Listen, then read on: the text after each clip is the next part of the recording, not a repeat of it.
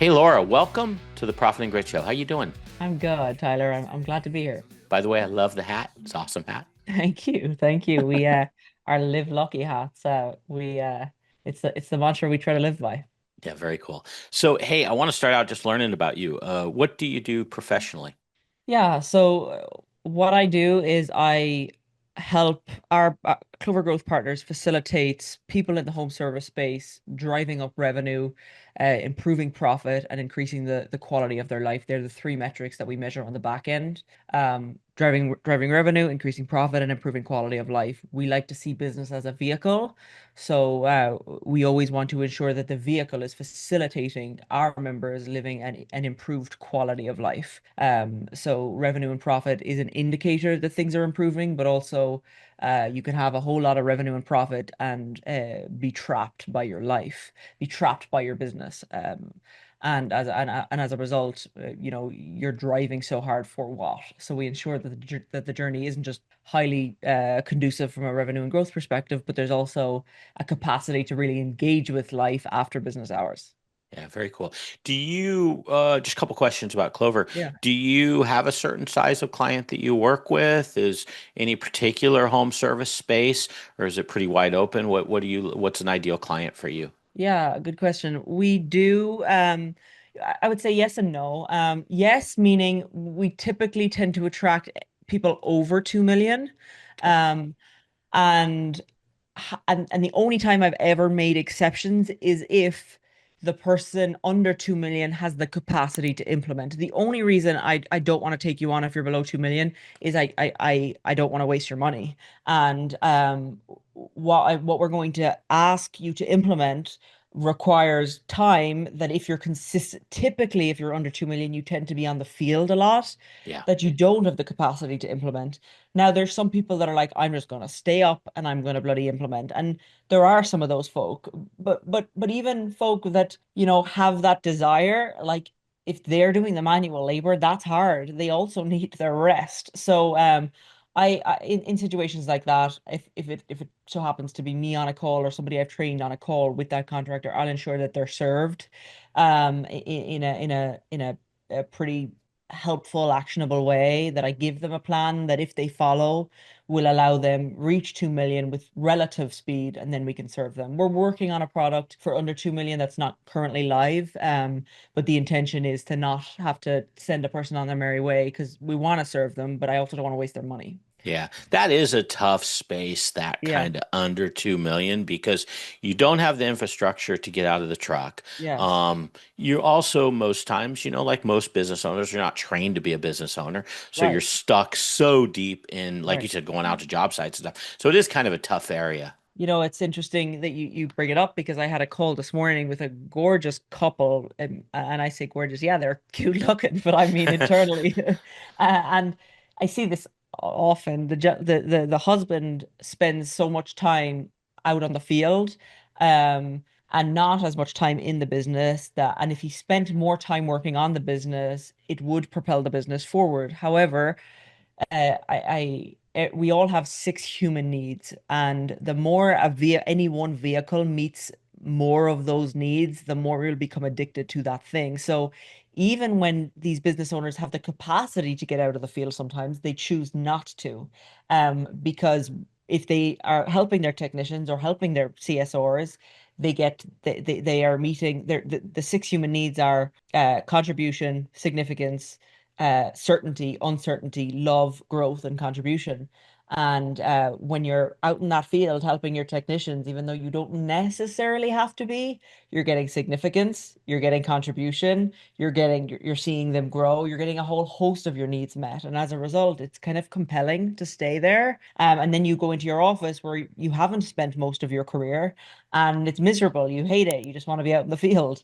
So it is a difficult transition that I have empathy for. And when you're ready, we have the infrastructure in place to allow you experience a lot of wins when you transition back into the office, so that you can get some of those needs met while working on the business versus in it, and put systems in place so technicians don't call you with the same questions every single day, which makes get engaging in deep work almost impossible.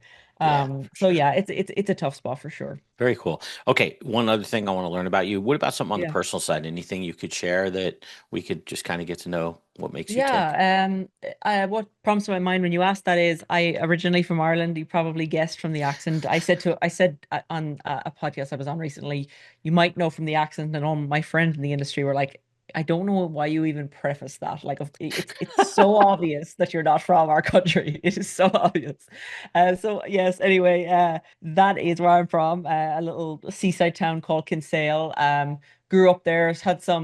Had some hardships growing up that caused me to have my own like mental health struggles that I honestly see as blessings today because they've shaped me in a whole host of ways that allow me to have empathy to serve, that allow me have grit to push through even when even when I was, even really when I hadn't the capacity to push through. And it I would say now, although I grow a lot of businesses and grow a lot of leaders, what I'm most passionate about is facilitating people having conversations around how they're doing emotionally. And I believe if people can speak as casually about their weekend plans as they do their emotional health, the amount of psychological safety we can create globally would be really profound. And the organizations that I see grow the fastest is when there's a lot of psychological safety organizationally. Yeah. So it's part of what I love to do. Yeah, I was talking with you before we started about I've seen some of your posts where you talk about having anxiety or you have some challenges that you deal with and you've dealt with.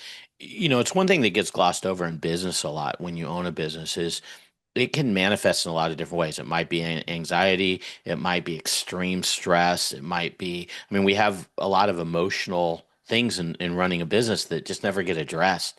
For sure. Do you see that? I think you guys have worked with hundreds of companies. Yeah. It sounds like you do consciously address Yeah. and make awareness to that. Yeah, I think the biggest gift you can give a person is speaking truth to what you see. So if you see a person struggling, that you call it out, you allude to it and you make them feel you normalize that it's okay to struggle. And from that place can you help navigate a person through. And I also say to a person, you can't judge a person and influence them at the same time. So if we care to influence our people or our members, we have to not engage in judgment. And from that place, people typically ha allow us the capacity to help them through. Because owning a business is hard. There's a lot of there's uncertainty is guaranteed. Yeah. And being able to navigate that with as much grace as possible, and not identify with the bad days, it's just part of the course, is a healthier way to navigate entrepreneurship. Right. One of the things I also want to, before I get into the main topic here that I want to talk about, loneliness. Like as Mm. business owners, that's probably one of the biggest things I think I hear is just that loneliness. And I don't know if it's Yeah. always articulated that way, but it's like you're on an island on yourself. Sometimes you can't go home and talk with your spouse, Yeah. just because you don't want to drag down the marriage or you don't want to bring negativity or you just hold it inside. What's your thoughts around that? Is there anything, I'm sure you see it a lot, but how do you deal with it with your own clientele? Yeah, that's it's a profound question, and I think it has layers. Um, because I think there's a part of anytime I've had the biggest leaps in my growth and my capacity to contribute, it just before that big jump in capacity to contribute was a, a chapter of loneliness. Interesting. Um, uh, however, um, however, uh you're typically fueled and pulled by what you're building, that the emotional burden of the loneliness is less heavy. Um, that is one part to my answer, but the second part to my answer is this. Uh, I think why I like on my weekends, I love to just not leave the house. I love to just be with my family and kids.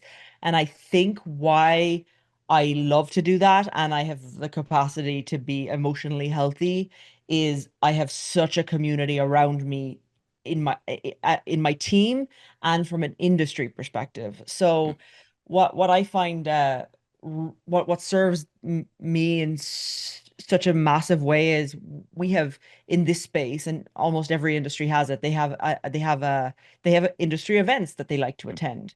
For me, I have been just so massively blessed with the people I've been able to encounter in the industry that we all have busy seasons at the same time. We've slower seasons at the same time. We are all entrepreneurships. We're in the hardship at the same time. That there's so much relatability that there's not this expectation to continually like meet up with them super often or hang out with them every single weekend. But you know that if you picked up the phone and needed them, they would be there. And they know if they picked up the phone and needed you, you'd be there. And that kind of unspoken language of I got your back. And when a person has your back, you can almost feel that they have your back. yeah, It's like a knowing that doesn't have to even be spoken. I have that so I'm so lucky to have that. That I'm really grateful for because I think otherwise I would be very lonely and that would be detrimental to one's emotional health because sure, one massive variable in emotional health is connection. And without it, I definitely would perish. And I have a lot of it. However, a lot of it is virtual. A lot of yeah, it is my virtual team, the virtual leaders I connect with, my partners that I would do anything for, and my friends in the industry that I would do anything for, and them the same. Um, and right now I actually have on my board for this year three friends around my house, and I have such little motivation to make that real. Um, because I feel fulfilled it's awesome. with those, but I say that to be transparent with you. I don't think I have that piece fully figured out. Sure, I think it would be healthy for me to have a friend over the road that I would go for a walk with, and the friends that do reach out to me that are around, I would accept their invites to hang out more, and I don't do that because I sure. feel very pulled to what I'm building and pulled, and when I'm not building, to be as per- to be a present mom. So it's a dance that I think entrepreneurs Yeah. ongoingly engage in, and it's still something I'm engaging in. Yeah, I don't think any of us totally have it figured out Yeah, because I think, and yeah, it ebbs and it flows. Like you said, I right, think right, there's right. times where, it feels like it's all coming together, and other times you're on an island by yourself. Hey, Yeah. I want to talk about um, 30% growth Uh-huh. formula in particular. Uh-huh. You've helped, I'm going to say almost 400 clients, maybe even more than that by now, but a lot of clients. And in Mhm. average growth rates you've seen, I believe, based on my research, is over 30% year over year growth, which is that's a pretty darn good pace. I don't care what size you are. Um, Talk to me a little bit about what are like the common bottlenecks that you see when clients come in, particularly in the home service area. What are you seeing in terms of bottlenecks? Yeah, my success managers would probably answer this better, but the few things that immediately pop to my mind is many business owners don't know their numbers, but those Sure. that do, just knowing your numbers isn't sufficient. So it's those that can make that can pivot early and often based on their numbers that end up having the most fruitful companies. And here's what I mean by that. Any company that I'm an owner or an investor in or advisor for, I set up what's called a DP report. So it's a daily progress report. So on the right around this time of year, I identify what that organization is capable of from a growth perspective, from a revenue perspective. And I break that dollar amount down from an annual dollar amount to a quarterly, to a monthly, to a weekly, and to a daily amount. So the organization every single day have a daily revenue number that they must arrive at in order to stay on track for goal. We don't really care, and nor should you care if you don't hit goal. Like caring is perhaps the wrong word, panic. There's no need to panic if you don't hit goal any given day. But if you don't hit goal like 3 days in a row, and the report will be red when you're off track, green when you're on track. Uh, when it's red for 3 days in a row, what's warranted at that point is a pivot. Um, Many business owners, and just for easy math, who say they know their numbers, and they do, I guess, to an extent, but they don't make decisions on them early enough. So I've seen many business owners that they're they're hoping to have $1 million month and it's the 27th of the month and they've done 700K. It's typically too late in the month to make up that amount of revenue, so they end up missing goal. And then they end up becoming a culture that misses goal. And then they end up becoming a culture that doesn't even look at the numbers because looking at the numbers doesn't mean anything because they ongoingly miss those numbers. So something that I would immediately encourage you to incorporate into your organization is a DP report. And then every single morning meeting with leadership to have a proactive meeting as to what leadership are going to do about that number. That's a mistake I've seen many owners do, and it's been a change that has had the most leverage for me over the years. That when I come into an organization and I turn that morning huddle that in the past was just a reporting session of this is how plumbing did yesterday, or this is how HVAC did yesterday, or this is how install did yesterday, um, and then they carry on with their day. An awareness session is bloody unnecessary. We can all read a report for the most part, but if everybody pre that meeting looks at the DP report and sees why we're off track for goal and comes with suggested levers that, if pulled, could potentially put us back, would allow us course correct, then you're having a meeting of the minds and you're engaging your top talent in order to course correct. And something I tell people all the time is if you meet often enough with the right people, you can solve any problem. Um, and and chances are you're meeting often enough with the right people if you've good leadership. Just that little strategy tweak will make that meeting far more worthwhile because ultimately you're not really meeting, you're just reading. That would be my challenge to your listeners. When you say leadership team, excuse me, when you say leadership team, a lot of times, we're talking, let's say, a $2 to $6 million a year company. They're Mhm. not really going to have necessarily a leadership team, or maybe at this point, what would you say? Like, would you say, hey, identify your key players and that's who you're meeting with every day? And then so two-part question, is that number one metric a lot of times you're looking at? Is it the revenue number, or what does that DPP report generally entail beyond Yeah, just revenue? Sorry, lot yeah. there. No, good question.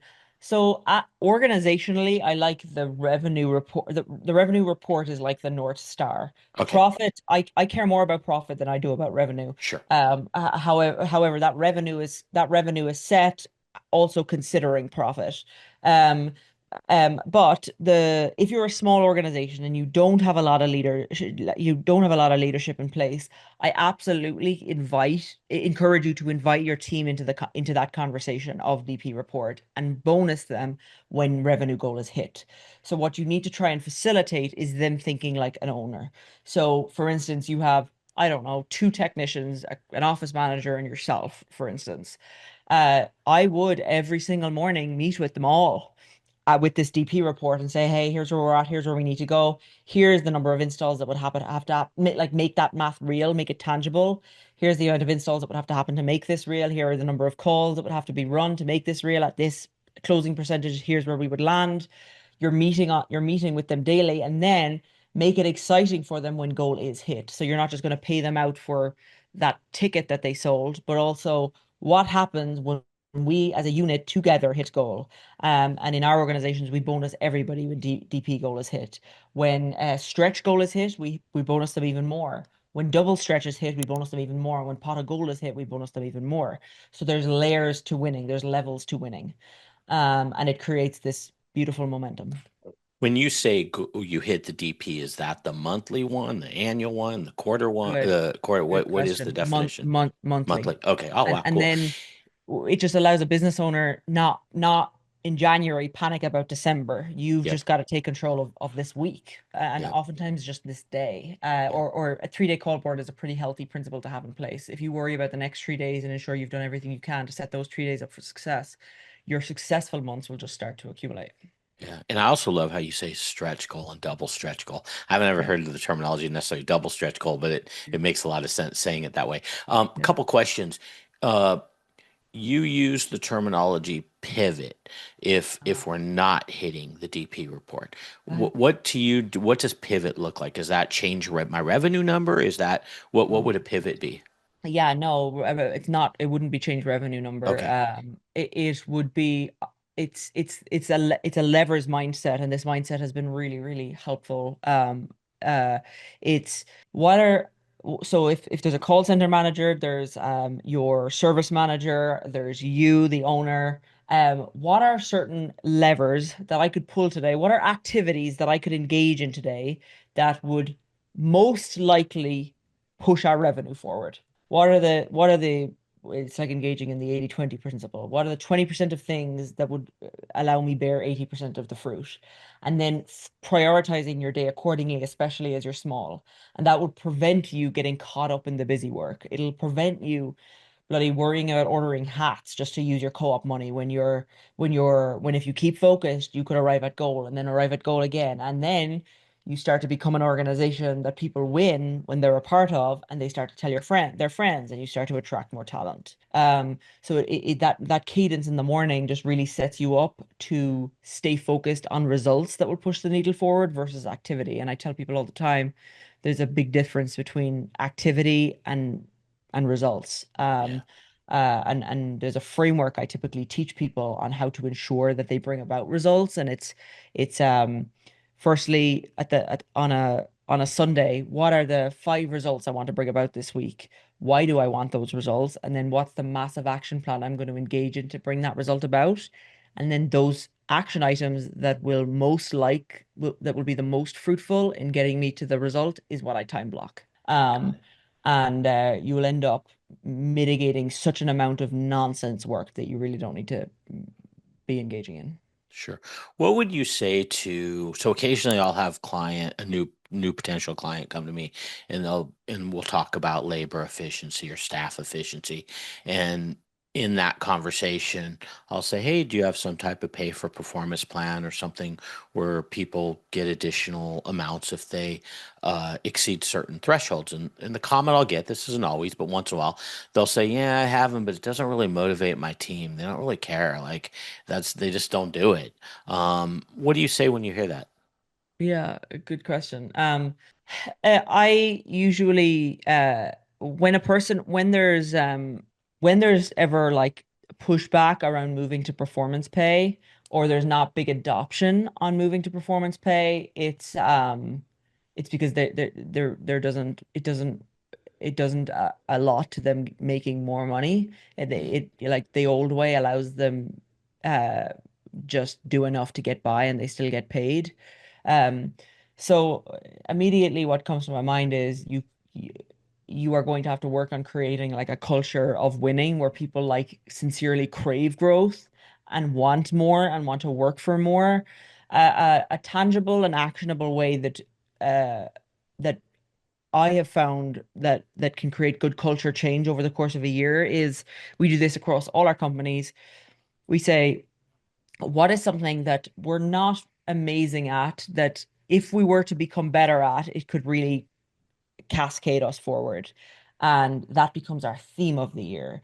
So 2 years ago, for Clover Growth Partners specifically, it was whatever it takes. Whatever it takes was our mantra. We had a coin built around it that if you caught a team member without a coin and you flashed them, they'd have to get down and do 20 push-ups. But if you flashed them and they had it, you'd have to get down and do 20 push-ups. We would have a whatever it takes text channel and Slack channel, and we would be shouting out people when they would see them engage in whatever it takes mentality. This year, it was consistency, and 2026, it's rising tides. That's our theme. So if for instance you see this like lack of motivation toward even desiring excellence, I think that could inform your theme. So wherever you feel like you're culturally lacking, um, build a theme around it, create incentives that are associated with this rollout. And over the course of a year, if you're consistent enough, you will start to you might actually end up losing people because they don't want to be part of a team that pushes them and holds them accountable. And that's cool. I'll teach you uh, other people will teach you how to attract and keep great people. This is something that I feel called to share. So many people that are in that $2 to $6 million range that are not like 15, 20, 25 yeah, yet yeah. feel like they can't attract great talent. Hmm. And they honestly believe that great talent aren't going to choose me. They're going to choose the next guy. Right. You would be so surprised by how many great people that work for really large companies, many of which are associated with private equity, feel like a number and don't care about their work that much anymore. Right. And you have the opportunity to make work feel meaningful for them again. And for those that are really all stars that you want to attract, you have the opportunity to give them phantom stock. So what that is they get units of the company as long as they're in good standing, as long as they're employed. And they can earn that over, like, they can earn that when they're perhaps a year with the company, or you can offer them profit share.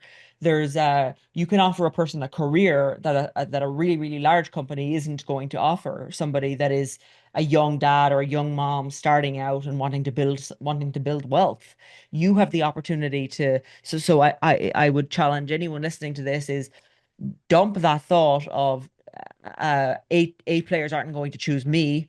Instead say, instead ask yourself, do I sincerely want the best for my people? And if I do, and every day I consistently show up desiring and working toward growing them personally, professionally, and financially, they're bloody lucky to work for me. And then you have to hold yourself accountable to the delivering on those three promises that I make everyone that works for us, that you'll grow personally, professionally, and financially by working with us. And if you sincerely care about delivering on those three promises, they are better off with you than some big guy. Yeah, that's good stuff. So you kind of answered my next question, but I did want to just touch on it a little bit. Uh, When you have clients enter into your world and you're helping them, do you preference to them, hey, you might lose some staff. It's part of the process. Some people are going to want to come along for the ride, and some of them are not going to come along with the ride. Do you kind of like disclaim that, or I mean, do you see that happen periodically because of this transformation of being more? I think accountability sounds like plays into this, being a little more pay per performance based. I mean, is that part of it, or is that more of the exception? Would you say? no, I don't you'll start people A players love to be held accountable. They they Yeah, they yeah, love right. it. Yeah, And as you grow a lot, yes, you will lose people, but at that point, you'll have developed enough of a reputation that you'll be glad to lose them. You'll have the capacity to you'll have the capacity and the systems behind you to allow an A player thrive. So I wouldn't at all worry about lowering your standards to meet a low standard of another. Rise yours, and those who want to rise with you will, and those who won't will fall off. But you continue to rise your standards, and you'll attract people who want that, who want to live that way also. so in other words, okay, it's okay if Yes. during transformation you may lose someone that isn't beaten to the Yes. same song. Yes. Yeah, Yes. okay. Okay, got it. Okay. Want to get into this next topic. I think the 30% growth, by the way, is just awesome. I think anyone that's struggling, typically when a client comes to me, they're struggling to get above 20. And so to kind of have that threshold, that's pretty cool. One thing I'll allude to, Tyler, that I probably should have, I think why we're able to have such Yeah. consistency in growth is Josh and his dad grew Parker and Son. So it was an HVAC plumbing and electrical company that they took from 6.5 million to 110, and then they sold it. Wow. Then we started Clover Growth Partners, but I felt like I have a big background in growing leaders in all walks of life, but I'd never grown a home service industry, and I had like imposter syndrome around that I thought I'd like to give a whirl at this thing and see could we do it. So then we started to buy our own home service companies and build them. And now we have six that are doing north of 100. Wow. So anything we share, absolutely anything that I've spoken to you about today, but that we share with our members specifically is battle tested first in our companies. And I think that's quite unique. I don't want anyone wasting my time, so I will not ever release something that isn't still actively working. Because there's some things that worked at Parker that don't work today. Like AI wasn't even a Sure. concept back then that we're consistently having to test and evolve and improve, and it keeps us fresh. And as a result, it helps our members. So I think That's very that's cool. part Yeah, of that's why the consistency is there it's stuff that's working like right now. We're in it with you. We get those hard days too. We're just perhaps exposed to them more, so they shake us up a little less. And I imagine that puts the imposter syndrome to rest. Like no reason to have an imposter syndrome when you got six companies under your belt that you're battle testing your methodologies and improving them Exactly. and being able to bring that to the market. That's pretty cool. Yeah, in that way, it definitely it puts it to rest some because I only will give you I'll only release to you something that I know is working. There was something I you prompted a thought, but I'm after forgetting it. Let's move That's on. okay. That's okay. Yeah, if it comes back, bring it back out. But I want to talk I about will. owner dependency. This is a common one, and we touched on it a little bit in that like under 2 million range. But um, you have a psychology background? Yeah. Everything we're talking about today, I could tell you're very well, really put a lot of thought into people's emotions, how they're thinking about things. How does your psychology background help break that owner dependency kind of trap where Mm, owners feel like unless they do it or unless they're getting their needs met mm. unconsciously probably, but they're that's the reason they're doing it. How do you break that? Yeah.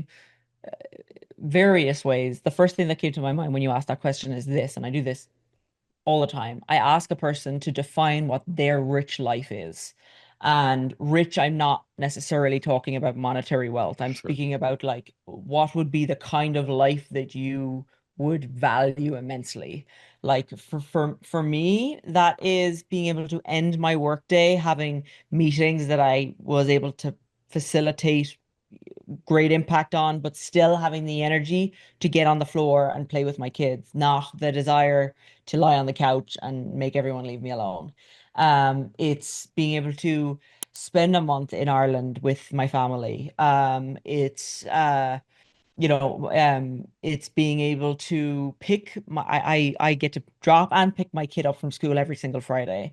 Um, I get to take breaks in the middle of the day and go to the gym or go for walks and breathe and like defining what that is, because unless we have outlined what rich looks like to us or success looks like to us, you'll never know when you've necessarily arrived. Um, so I highly, and unless you've a compelling enough vision of the life you're building, you're not going to be as enthused to go about building it. So being less dependent, your people being less dependent on you and the day-to-day being less dependent upon you is a transition, and you need to have something worthy that that will allow you even take allow yourself to not have full control. Like it's you're going there's transitions where you're like, okay, I'm just going to not have as much control here and see what happens. But I always first have a person get clear on what rich life looks like for them, and then I help them work toward it. But something else that I help a lot of people with is people have interesting rules that they're unaware of. Hmm. So we've all heard the relatively generic advice to live a values driven life. And I just think that's a very generic and a very big ask. That okay, cool. I can say I'm family orientated and I'm kind and I'm driven or whatever, but if I look back at my calendar, what were my values actually? And it's helpful to know them, but then ask myself, um, what do my values need to be to live that rich life? And then this is where it actually gets helpful is what has to be true in order for me to experience this value. And that's when you start to become aware of your rules. We all have rules associated with our values that we're unaware of. So an old value of mine used to be achievement. I would have done anything to achieve. Like meaning at the cost of myself. I would have done anything. But my rule, I asked myself then, what had to happen in order for me to experience achievement? And it was bananas. I had to make a global impact and be globally recognized for that impact for it to count. That was my rule. I have hundreds of clients, and a call I only had last week was with a gentleman I coach, but I won't give name, and one of his rules were love. Beautiful rule, much healthier than achievement. But his rule associated with love was unless my wife initiates sex every night, I'm not loved. Hmm. And once that was unconsciously brought to the conscious, he was like, well, that's a wild rule. Number one, it's probably stopping me from getting a lot of sex. And secondly, like that's just like that's crap to ask of her and crap to put that upon me. So we created change, and now his rule, now his now so he's formed his rich life firstly. So what would be a rich life? And oftentimes it's like, what's the feelings you want to feel? Is it ending your day with a whole host of energy, not being back to back and having hours in the middle of the day that you can decide where you want to put your energy? Like, what is that for you? Then what would you have to value to get there? So if you want to have spots in the middle of the day to just be, chances are health is going to be somewhere up there on your Sure, values, sure. which it wasn't anywhere to be seen on mine.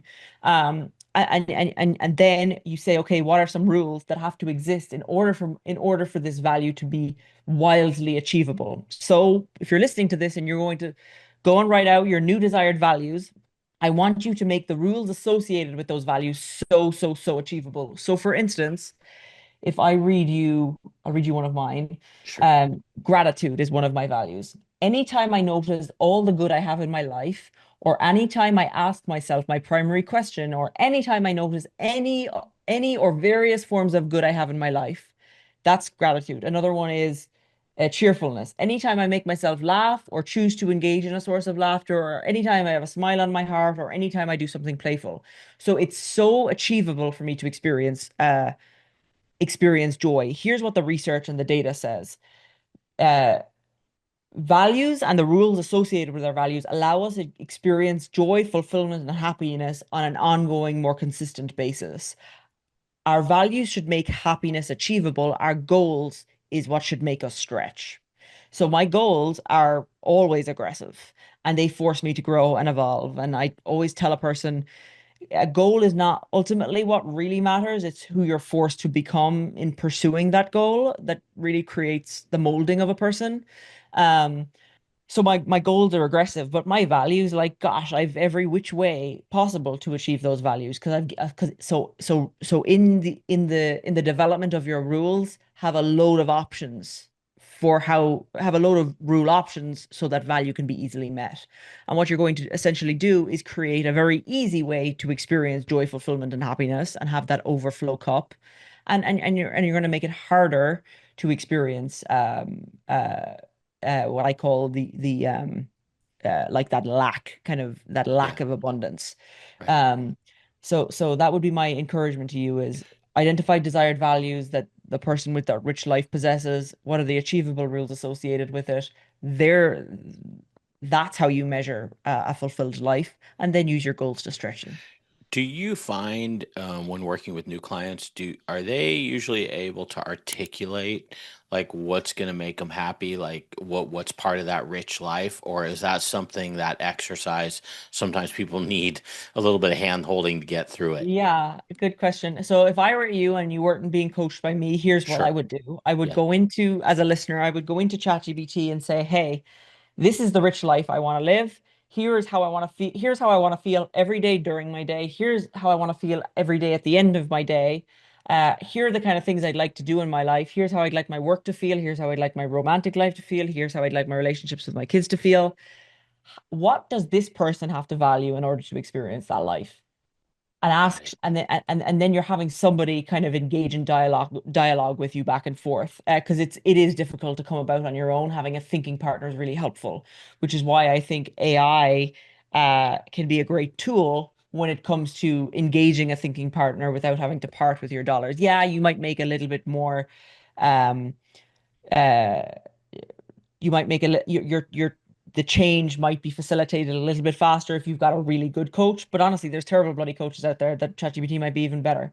That would be my suggestion to you is if you're unclear on how to arrive at a way of thinking, um, pick up your phone and talk to ChatGPT. Allow it kind of hear the nuances in what you're saying versus typing, and have a teeny little therapy coaching session with ChatGPT, and you'll start to enjoy how resourceful that resource makes you feel. Hmm, very cool. Good feedback.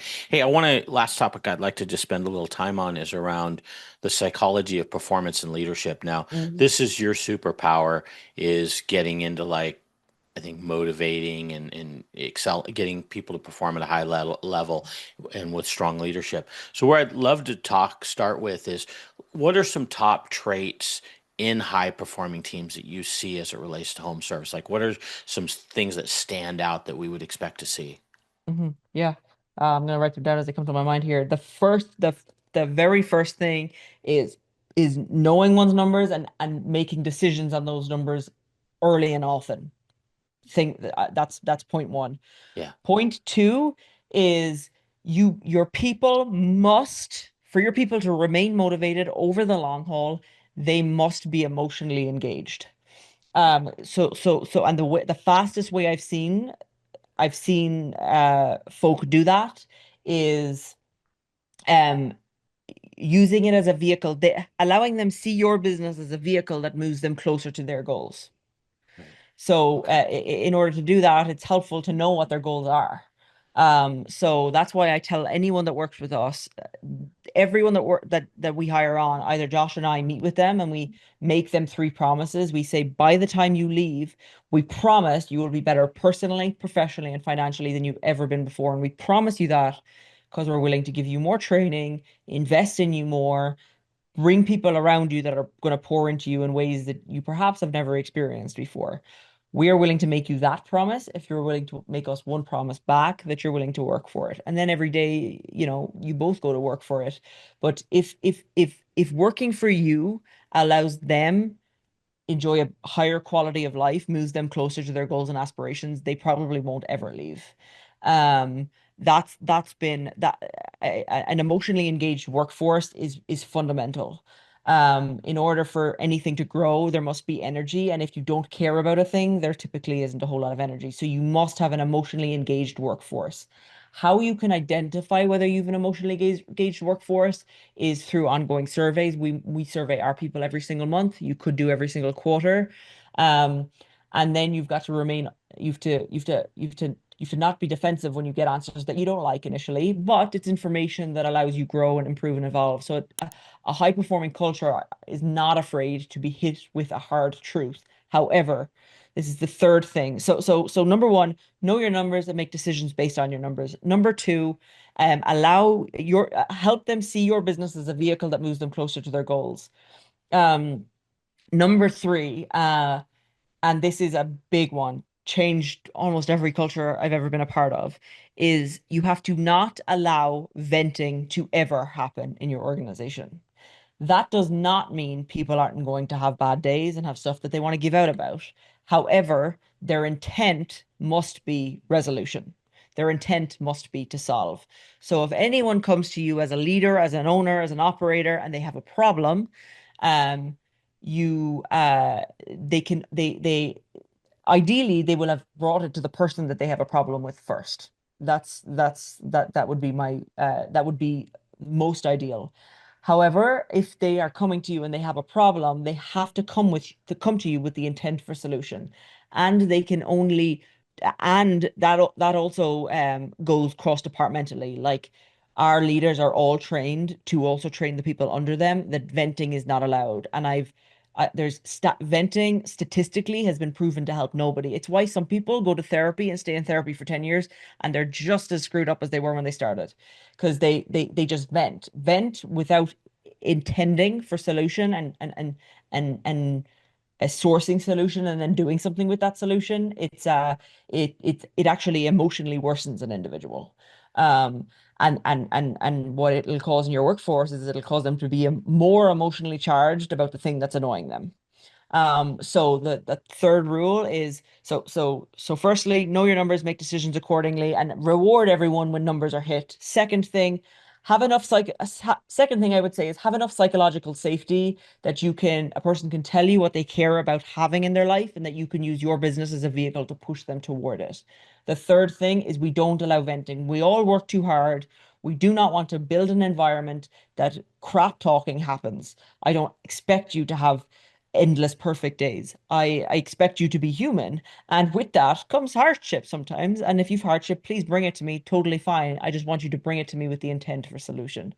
And you will build a thriving organization that people who don't want to engage in BS will be more attracted to you, and those that like to engage in that negative talk will wean themselves out because that won't be tolerated.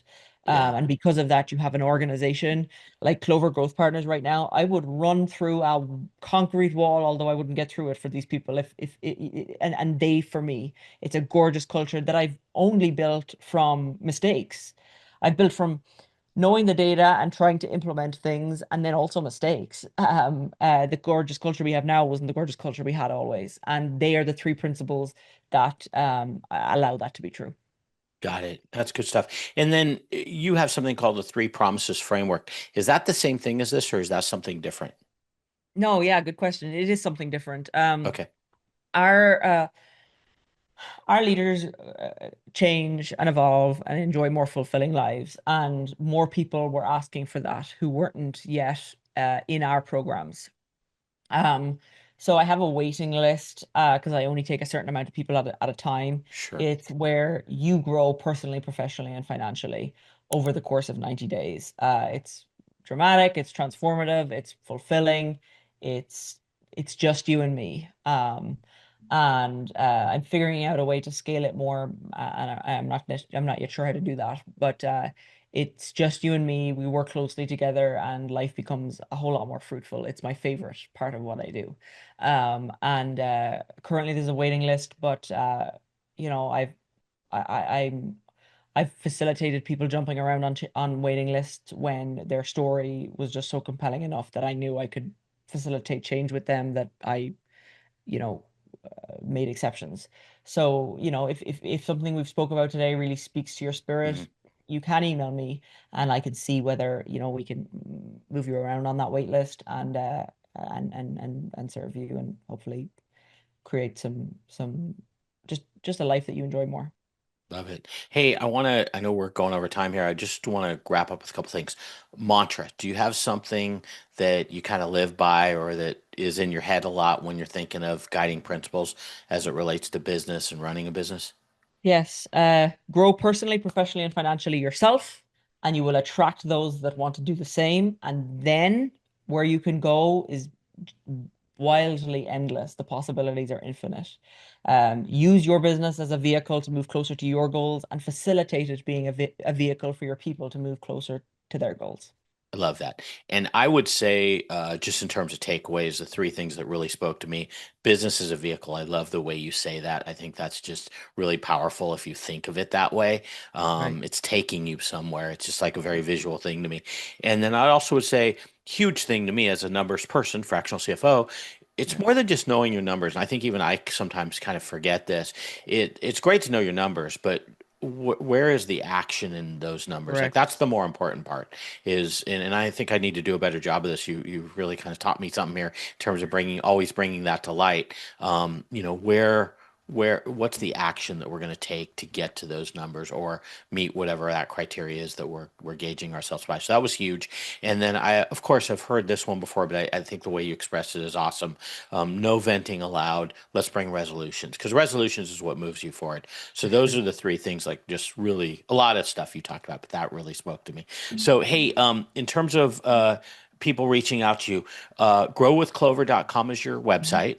Mhm. I will put your Facebook page, which you're really active. You always have some really cool posts on there in the show notes. I'll also put your LinkedIn and your Instagram, your company's Instagram. If people wanted to reach out to you, you mentioned your email address. Is that, would it be better for them to go to Facebook or would it be better for them to shoot you an email? Um, I either or Laura at growwithclover.com or Messenger is fine either. I ensure that um you know all are checked, and yeah, if you believe I could serve you, uh I have somebody that helps me with my email, and she'll facilitate us, finding time. And if it's if it's me you want to speak to, we'll find 30 minutes, or perhaps even an hour if the calendar allows for it. And if you do book time with me, or you want time with me, my request is that you come to the call with a desired result, so I can facilitate you leaving the call with that result at least relatively met, if not fully met. That will make it more worthwhile for me and for you. And I'm happy to, gift that to your audience, Tyler. That's awesome. Love it. Okay. Hey, thanks so much, Laura. A lot of wisdom you shared in the show. I know you were a little bit under the weather, so even more thanks for taking the time to talk with us. Have a great one. Cheers, Tyler. Thank you. Welcome to Profit and Grit.